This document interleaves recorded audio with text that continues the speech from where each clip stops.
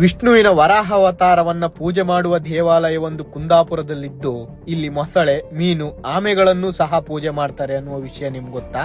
ಅದೇ ವರಾಹ ಸ್ವಾಮಿಯನ್ನ ಪೂಜೆ ಮಾಡುವ ದೇಶದ ಅತ್ಯಪರೂಪದ ದೇವಸ್ಥಾನಗಳಲ್ಲಿ ಒಂದಾದ ಅತ್ಯಂತ ಶಕ್ತಿಶಾಲಿ ದೇವಸ್ಥಾನವೇ ಮಹಾರಾಜ ಶ್ರೀ ವರಾಹ ಸ್ವಾಮಿ ದೇವಸ್ಥಾನ.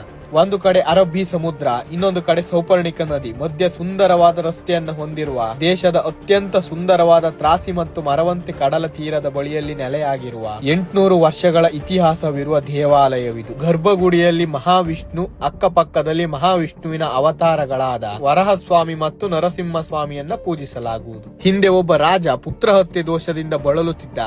ಅವನ ಕನಸಿನಲ್ಲಿ ದೇವರು ಬಂದು ಮರವಂತೆಯ ಗಂಗಾಧರೇಶ್ವರ ದೇವಾಲಯದ ದಕ್ಷಿಣಕ್ಕೆ ವರಾಹ, ವಿಷ್ಣು ಮತ್ತು ನರಸಿಂಹ ಸ್ವಾಮಿಯನ್ನ ಪ್ರತಿಷ್ಠಾಪಿಸುವಂತೆ ಆಜ್ಞೆ ಮಾಡ್ತಾರೆ. ನಂತರ ಆ ರಾಜ ಸೌಪರ್ಣಿಕ ನದಿ ತಟದಲ್ಲಿ ಈ 3 ದೇವರನ್ನ ಪ್ರತಿಷ್ಠಾಪನೆ ಮಾಡ್ತಾನೆ. ಮಹಾರಾಜನಿಂದ ಪ್ರತಿಷ್ಠಾಪಿತಗೊಂಡ ದೇವಾಲಯವಿದಾಗಿದ್ದರಿಂದ ಮಹಾರಾಜ ವರಾಹ ಸ್ವಾಮಿ ದೇವಾಲಯವೆಂದು ಪ್ರಖ್ಯಾತವಾಗುತ್ತೆ.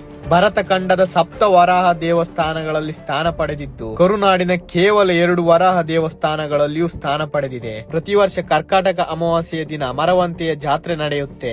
ಆ ದಿನ ಸಮುದ್ರ ಸ್ನಾನ ಮಾಡಿ ದೇವರ ದರ್ಶನ ಪಡೆದರೆ ಸಕಲ ಪಾಪಗಳು ನಿವಾರಣೆಯಾಗುತ್ತೆ ಎನ್ನುವ ನಂಬಿಕೆ ಇದೆ. ಆ ದಿನ ಮೀನು, ಆಮೆ, ಮೊಸಳೆಗಳಿಗೂ ಪೂಜೆ ಮಾಡಲಾಗುತ್ತೆ. 3 ವರ್ಷಕ್ಕೊಮ್ಮೆ 4 ಕಳಸಿನ ಅಕ್ಕಿಯ ಅನ್ನವನ್ನ ಮೊಸಳೆಗೆ ನೈವೇದ್ಯವಾಗಿ ಅರ್ಪಿಸಲಾಗುತ್ತೆ. ಈಗಲೂ ಮೊಸಳೆ ಬಂದು ನೈವೇದ್ಯವನ್ನ ಸ್ವೀಕರಿಸುತ್ತೆ ಎಂದು ನಂಬಲಾಗುತ್ತೆ. ಮೀನುಗಾರರು ಅತಿ ಹೆಚ್ಚಾಗಿ ನಂಬುವ ದೇವಾಲಯವಿದಾಗಿದ್ದು, ಕುಂದಾಪುರ ಟು ಬೈಂದೂರು ಮಾರ್ಗವಾಗಿ ತ್ರಾಸಿ ಮತ್ತು ಮರವಂತೆ ಬೀಚ್ ಕಡೆಗೆ ಬಂದ್ರೆ ತಪ್ಪದೆ ವರಾಹಸ್ವಾಮಿ, ನರಸಿಂಹಸ್ವಾಮಿ ಮತ್ತು ವಿಷ್ಣುವಿನ ದರ್ಶನ ಪಡೆಯಿರಿ. ಖಂಡಿತವಾಗಿ ನಿಮ್ಗೆ ಒಳ್ಳೇದಾಗುತ್ತೆ. ಈ ವಿಡಿಯೋ ನಿಮ್ಗೆ ಇಷ್ಟವಾಗಿದ್ರೆ ಲೈಕ್ ಮಾಡಿ. ಇದೇ ತರಹದ ಇನ್ನಷ್ಟು ವಿಡಿಯೋಗಳಿಗಾಗಿ ನಮ್ಮ ಪೇಜ್ ಅನ್ನ ತಪ್ಪದೆ ಫಾಲೋ ಮಾಡಿ.